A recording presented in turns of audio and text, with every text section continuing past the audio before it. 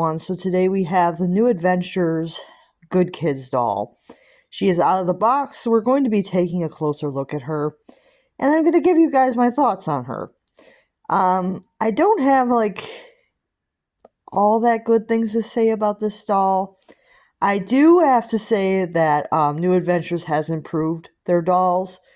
I definitely think that the Playzone dolls and the Style Girls, or Playzone Style Girls, what they're called now, they're definitely a lot better quality now than they were in the 2010s when this came out. So definitely better quality dolls now, so I'm not hating on their new releases.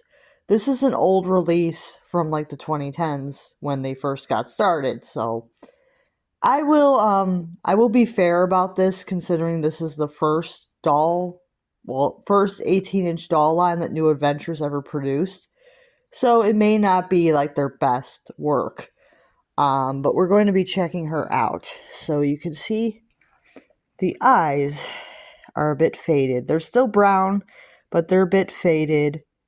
They kind of look like they might be Samantha Brown, but they're very faded. And you can see that there's glue seep inside the eyes.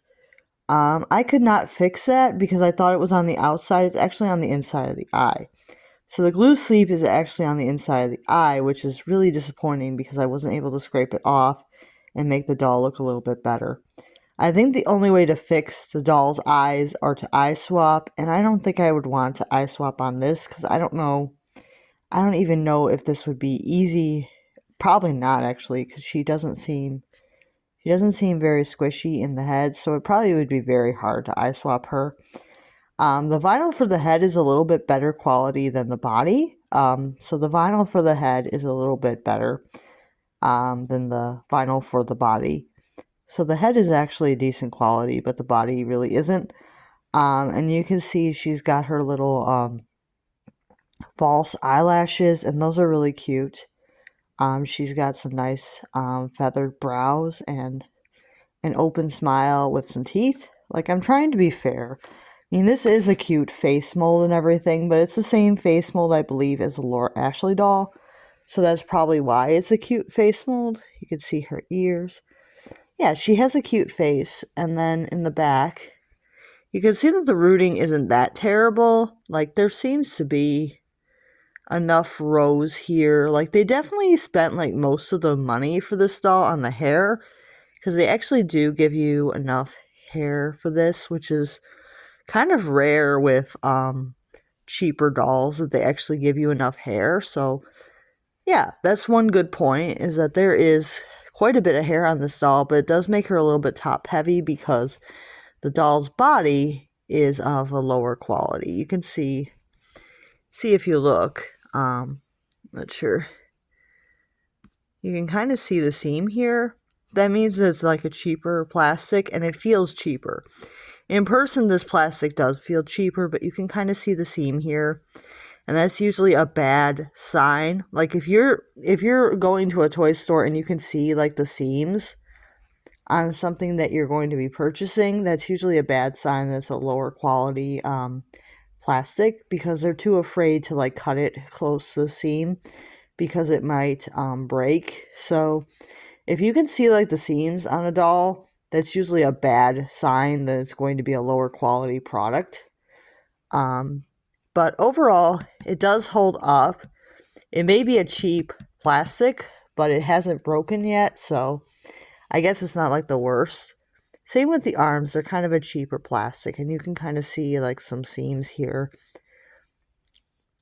And the legs are the same way. It's a cheaper plastic. It's got some seams here, but she hasn't broken. So I gotta say that it can't be that bad because she hasn't broken. It's just a very lightweight, and it feels cheap.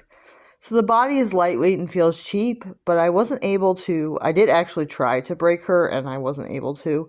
Not in a mean way, but I tried to pull the arms out of the socket and the legs out of the socket, and I wasn't able to. So yeah, because if you pull on the arms, they don't really pop out. Same with the legs, they don't really pop out. So I guess she's not the worst, because they actually made the design where the limbs wouldn't fall off if you pulled on them.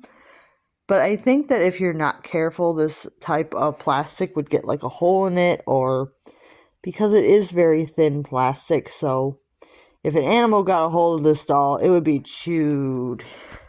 The entire doll would be chewed up in like 2 seconds, because if a dog got a hold of this entire doll would be chewed up in 2 seconds, except for the head. So, I will say that just be very mindful when you buy, if you do buy one of these, they're called New Adventures Good Kids. If you buy one of these, just be very mindful that you have to keep it away from pets and stuff, because they will chew this thing up. And you'd probably only be able to salvage the head if a dog got a hold of it, because the head is a little bit better made and it might take longer to chew it up, but the rest of the doll would be chewed up in like 2 seconds if a dog got a hold of it. So, yeah, that's kind of like, I know it might seem weird as a doll collector to think of it that way, but that's one of the ways that I like determine quality. If I think that an animal will chew something up or it'll get ruined in like 2 seconds, I probably would give a doll a less of a rating, because dolls should be made quality so that, if they do get chewed up, they're not like chewed where they're like just a head. So that's what would happen if a dog got a hold of this. It would just be a head after like 2 seconds. And then we have the brush. She does come with this pink brush with some pink bristles. I know this was hers. Yeah, this was definitely her brush. Yeah, this came with her. Yeah, this was her brush. It didn't come with one of the other dolls. Remember specifically that this came with her. And then she's got a little cardigan jacket. This jacket isn't actually that bad. As far as like the $20 that I paid for this doll, if I were to donate her, I'd probably keep the little jacket because it's actually pretty nice. I wouldn't say that this is American Girl quality, but it's like her nicest clothing piece. It's like really cute, and it has like little pockets, and they don't really work, but they're there. So it's got pockets, and it's got like some cuffs on the sleeves, and it ties in the front. So the little shawl jacket thing, very cute. It's a nice purple color. It's got a collar. I like that piece of clothing. It's actually a pretty decent piece of clothing, so I do like it. It's decently made. But the outfit itself, like the top and the skirt part, are not made as well. So the top and the skirt are sewn together. And the top part is this white piece of fabric. It is sleeveless. And then you have the bottom part, which is a light green with dark green and like purple butterflies. Yeah. Oh wait, I think it's like dark green butterflies, and then there's purple flowers maybe? Yeah. It's an interesting pattern. I think that there's like some flowers there, or I think they're all supposed to be butterflies. Yeah, I think they're all supposed to be butterflies. It's just these ones look kind of funny to me. But yeah, I think that they're all supposed to be butterflies. So you have dark green and purple butterflies on the skirt. And, oh nice, the pattern actually does go all the way around. So that's better than some doll clothing, but it is a very thin fabric for this. But I suppose you could reuse this dress if you decided you didn't want the doll. And she does come with like plain cotton, plain polyester, I should say, underwear. They're just plain white. So she's got some plain white underwear. And then she has these purple shoes with little butterflies on them. I don't think these would fit American Girl. They're kind of small. But they're like little, kind of like these little loafers or something. They're cute. And maybe they're supposed to be Mary Jane's, but to me they look kind of loafery. I like them. They're cute little shoes. They have some tread on the bottom. Yeah, they're cute. So I would say that the outfit isn't too bad. You could probably put it on another doll if something happened to this doll. So at least you get something out of it if the doll like collapses or breaks or something. But you do want to be careful with this doll because of what she's made out of. She's made out of a very thin plastic except for her head. So you want to be gentle with her. I would not throw this doll. I would not accidentally step on this doll because you would break her. So she's not exactly something that I would go out of my way to buy again, but I would say, if you can find it for like less than 20 bucks, maybe grab one.